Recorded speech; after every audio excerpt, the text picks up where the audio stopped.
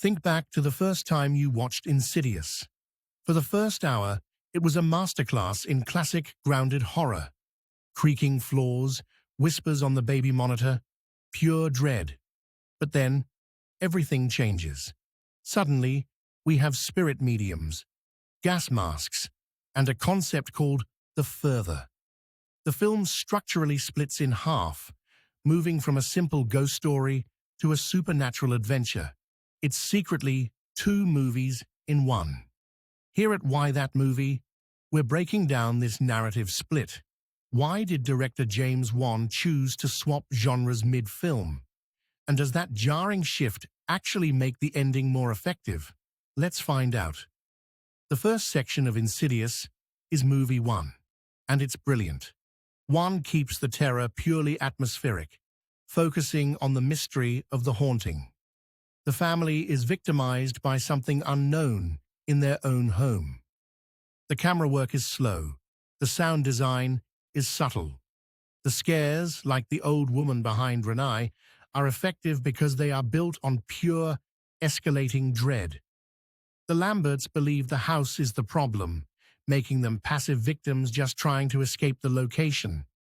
But once Dalton falls into the coma, the core tension shifts. The mystery of the location is replaced by the mystery of the person. We need an explanation, and that brings us to the shift. The arrival of Elise Rainier and her team marks the start of Movie 2. The film transitions from a haunted house thriller to a structured law breakdown with rules. This shift is crucial for 2 reasons. First, the haunting was never tied to the house. It was tied to Dalton's unique ability to astral project into the further. By introducing this concept, the writers immediately expand the threat beyond their living room. Second, the enemies now have clear rules and motives. No longer are they just passive ghosts. They are demons and entities that can be fought, or at least encountered. This fundamentally changes the film's structure from survival horror to a fantasy rescue mission. So, why the jarring structural shift? It was a deliberate choice by director James Wan to avoid the monotony of a typical ghost film and, more importantly, to give his protagonists agency. In Movie 1, the Lamberts are victims. In Movie 2, they become participants. Josh must actively venture into the further to save his son. This shift moves the emotional core from the fear of the unknown to the bravery of a parent. It's polarizing.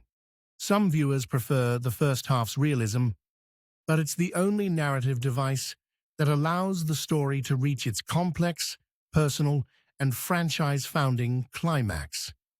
The fact that Insidious is 2 movies is exactly what makes the ending so powerful. We've just accepted the law of the further, only for the final moment to pull the rug out again. Josh saves Dalton, but in his final moments, his body is possessed by the spirit of the old woman. It's a classic stinger, but the cinematic meaning is deep. The family survived the haunting, but they failed to escape the true enemy. The threat never leaves the home. It becomes the home. What are your thoughts? Do the 2 halves of Insidious work together, or does the shift ruin the initial dread? Let me know in the comments below.